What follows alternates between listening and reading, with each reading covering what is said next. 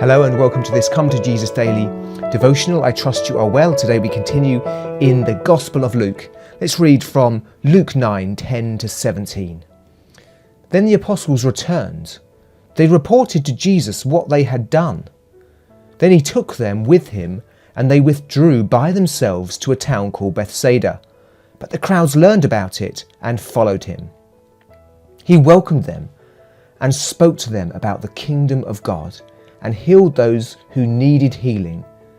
Later in the afternoon, the 12 came to him and said, "Send the crowd away so they can go to the surrounding villages and countryside and find food and lodging, because we are in a remote place here." He replied, "You give them something to eat." They answered, "We have only 5 loaves of bread and 2 fish. Unless we go and buy food for all this crowd," about 5,000 men were there. But he said to his disciples, "Have them sit down in groups of about 50 each." The disciples did so, and everyone sat down. Taking the 5 loaves and 2 fish, and looking up to heaven, he gave thanks and broke them. Then he gave them to the disciples to distribute to the people.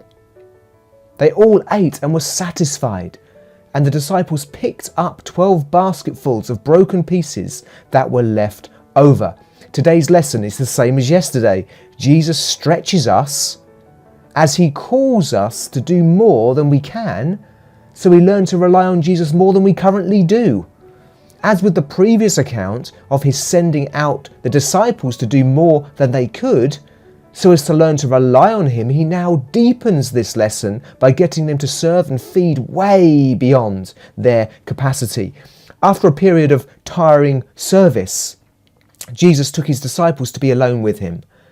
After giving out, it's wise to have a time of taking in and being refreshed. However, we are told that the crowds learned about it and followed him. Jesus' plans are interrupted by the demands of the crowds, the demands of ministry. The disciples may have felt that they had given all that they could, but they have to keep going.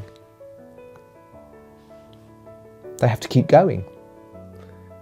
This, of course, doesn't reveal that Jesus is not in control.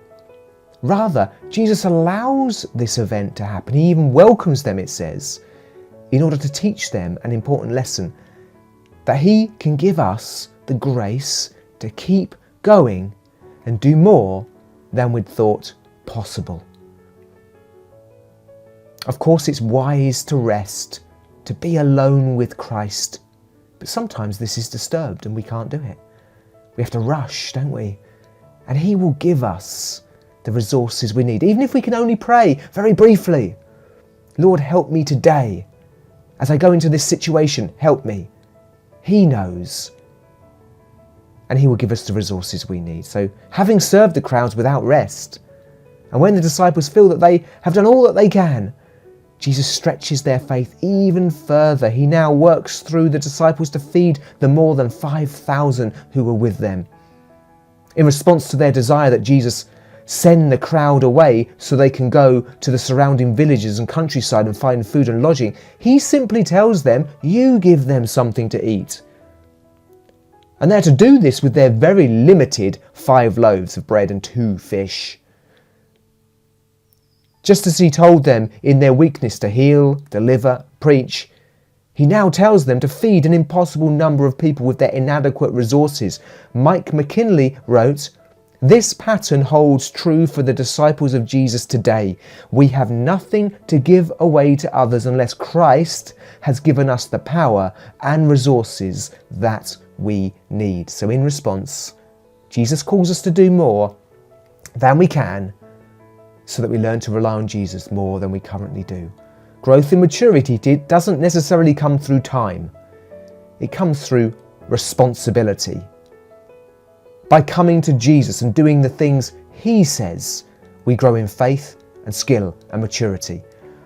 What is your equivalent to this feeding of the 5,000? How are you being stretched in faith? Remember, we're never to shy away from or give up on things because they are too hard for us, because nothing is too difficult for Jesus. Rather, may we say yes and no to things because we honestly believe that we've heard his voice. God bless you.